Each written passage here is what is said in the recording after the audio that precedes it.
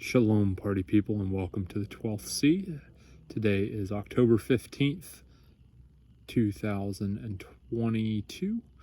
It's day 14 of 75 hard. At 5:45 a.m. this morning, it was 37 degrees Fahrenheit, which was the time of my run and the temperature.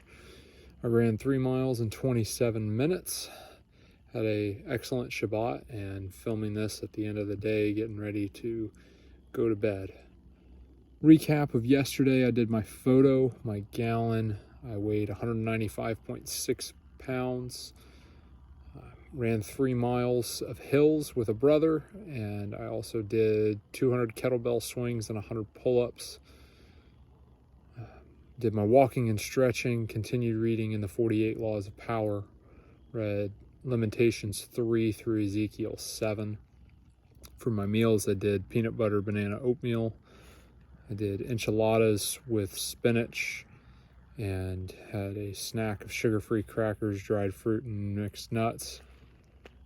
And then I had kind of a smorgasbord because we had some party people over for dinner for Sukkot as well.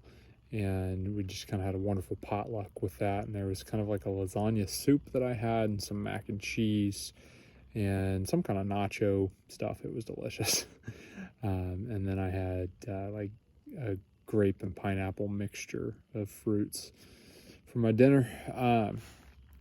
Today, since we're doing this at the end of the day, I did take my photo, drink my gallon. I ended up weighing 197 pounds even, ran 3 miles in 27 minutes, walked and stretched, continued reading in the 48 Laws of Power, did Ezekiel 8 through 17, peanut butter banana oatmeal,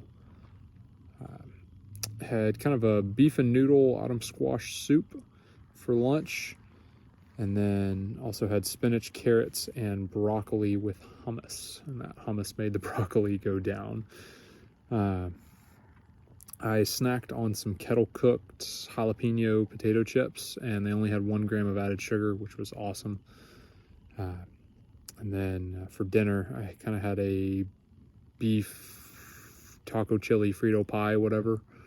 And that was just kind of a mixture of some leftovers that was there, and it was really good. Also had homemade bread. Ooh, love homemade bread. So in my reading, been going through the 48 Laws of Power, and that is, as I've said before, it's a very interesting book. I'm glad I chose it. It's long. I don't even remember the page count, but good gosh, it's long. A couple of things. This is going to lead into something that we did today. Intelligence gathering.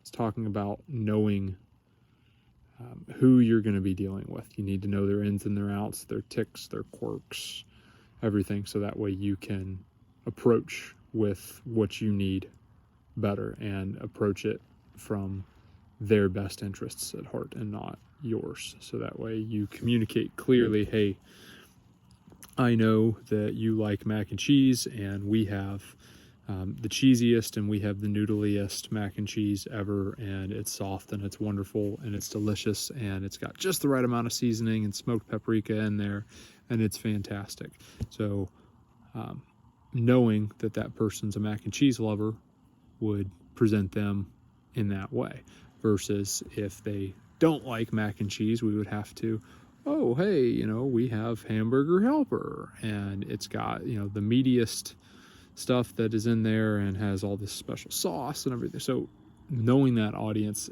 gathering that intelligence, is able to present what you've got, what you need, in the right way. And a dumb little analogy of mac and cheese or whatever, because that was just on my mind because the mac and cheese was pretty good the other day. But all of that aside, if we know who we're dealing with and we know what makes them tick, we are able to approach better.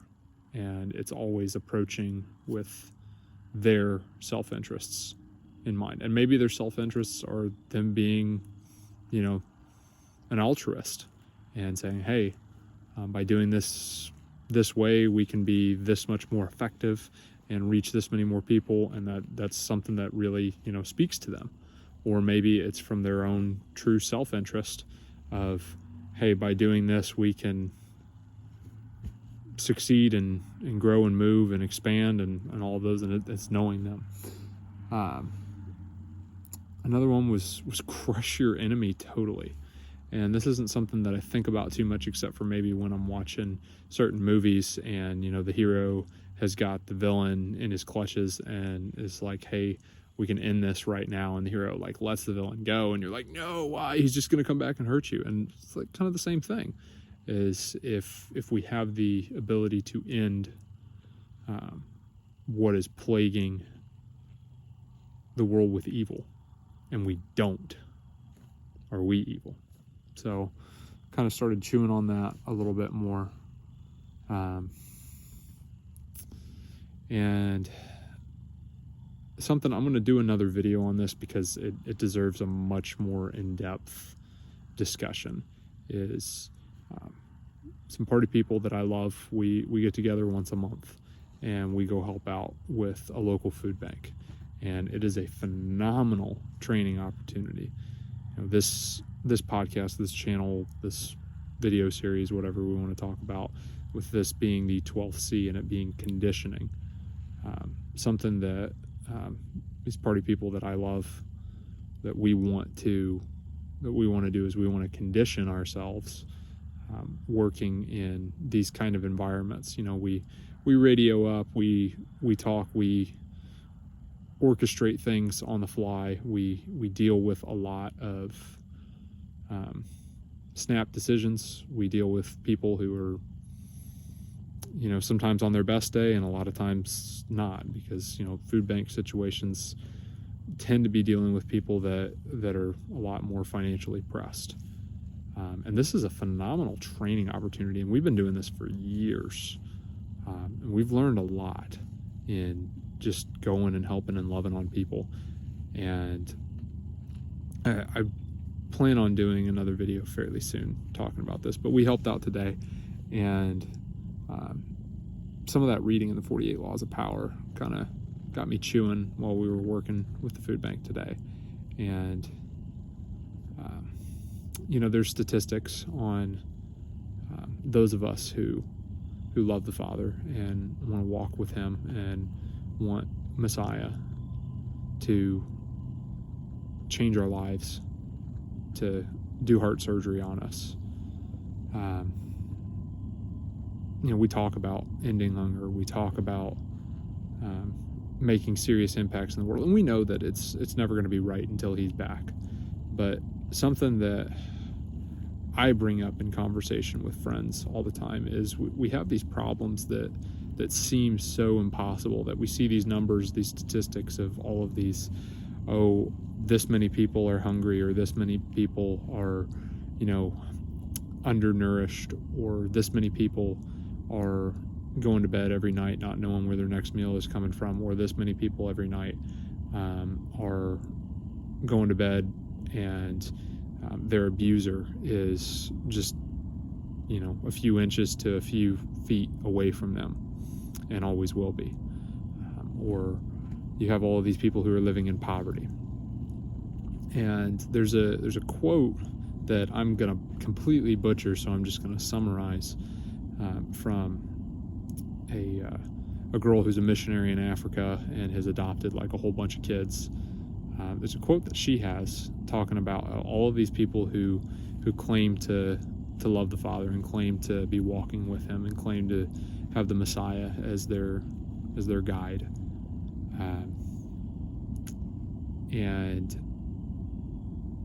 if everyone who claimed this would actually step up and do something about the number, the statistic of all of these people that are in need, we'd run out of that statistic long before we'd even make a serious dent in the number of people who are claiming that this is their life. I bring this up. You can look at the state stats of how many kids are in foster care. And if I think it's currently up to like 8 or 9 families in every evangelical church were to, no, not every evangelical church, I'm going to correct myself, in every Southern Baptist church, so not even every evangelical church, if it was 8 or 9 families in every Southern Baptist church in the United States would step up and say, hey, we are going to foster and adopt one child out of the foster system, the foster system wouldn't have any more kids. And that's pretty well true for every state in all 50 of us. So that takes these scary numbers of this many kids in foster care down to a very manageable number. And yes, I understand there's small country churches where there's like 12 people who go there, but then there's these huge churches that have a lot. And then let's open this up past Southern Baptist churches and just every evangelical church, every church that claims to be walking with the Father, that claims the Messiah as their real deal. Couple families in every one of these churches step forward and say, hey, we're going to foster and adopt one kid. This problem goes away. Apply that to world hunger. Apply that to poverty locally. Apply that to your city's homeless population. These become very solvable problems. And that boils down to, number one, intelligence gathering.